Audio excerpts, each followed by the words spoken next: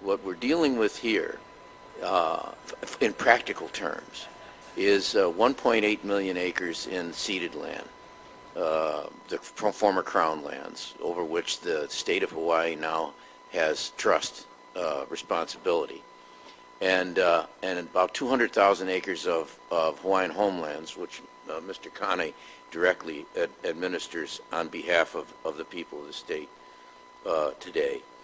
And the reason that you get these questions now, in all honesty, Doc and everybody else, is that when the 1.8 million acres were seen as essentially worthless, which is the reason that these particular lands, because you could have said at the time that the entire state was Crown lands because it was a kingdom. When we put Western ideas of property and ownership into the equation, well, then it became somebody's land. They owned it. And so the 1.8 million acres essentially were seen as something that the merchant bankers didn't need. So the 1.8 million acres wasn't seen as worth anything. The 200,000 acres that Mr. Kane administers right now, again, we're seen as, well, we'll just give that to the Hawaiians. Nobody wants it. There's no water. There's no infrastructure. There's no anything. It's not useful to anybody who wants to make money out of it. So we'll give that to the native Hawaiians. Now, come to 2010. How would you like to have, Doc, 1.8 million acres of land in Hawaii today?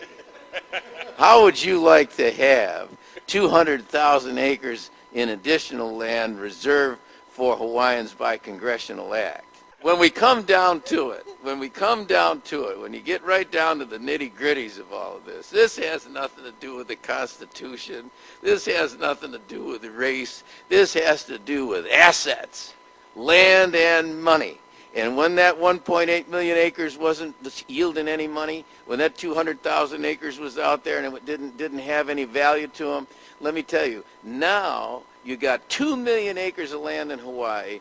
You got hundreds of millions of dollars in funds that are under the care of the Office of Hawaiian Affairs right now, which will go to this new entity, and you've got an income stream in the tens of millions of dollars coming from the lease arrangements on either the ceded lands or the Hawaiian homelands, so that you can build houses, you can put infrastructure in. Now, everybody's interested that they're not discriminated against. And what they mean is how can they get in on owning, controlling, maneuvering, and manipulating that 2 million acres of land, the hundreds of millions of dollars, and the tens of millions of dollars of income stream. I rest my case.